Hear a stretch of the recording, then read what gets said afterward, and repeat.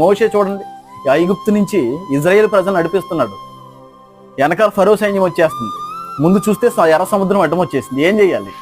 ముందుకు సాగలేరు, వెనక్కి వెళ్ళలేరు. ఏం చేయాలి? స్టక్ అయిపోరు. అలాగా కొన్ని ఏదో దారి చూసుకుందామంటే ఏ దారి చూసుకుంటారు? కొన్ని లక్షల మంది సమూహం, కొన్ని లక్షల మంది ప్రియులారా. అటువంటి పరిస్థితులు గుండా వెళ్తున్నప్పుడు దేవుడు నమ్మదగిన వాడు. మర్చిపోమాకండి మాట. దేవుడు నమ్మదగిన వాడు కనుక ఆయన ఏం చేశాడేమో, సముద్రాన్ని సైతం చీల్చగల సామర్థ్యం. నీకున్న ఏ సమస్యనైనా, నీకు వస్తున్న ఏ శోధనైనా, ఏ శ్రమలైనా ఆ శ్రమల నుంచి విడిపించే సమర్థత ఆ పరలోకమైన తండ్రికి ఉందండి. కాబట్టి ఈ మాటలు వింటున్న నా ప్రియ సహోదరుడా, సహోదరి, నువ్వు శోధనలో ప్రవేశించకుండా ఉండాలనుకుంటున్నావా? ప్రార్థన చేయడం అలవాటు చేసుకో.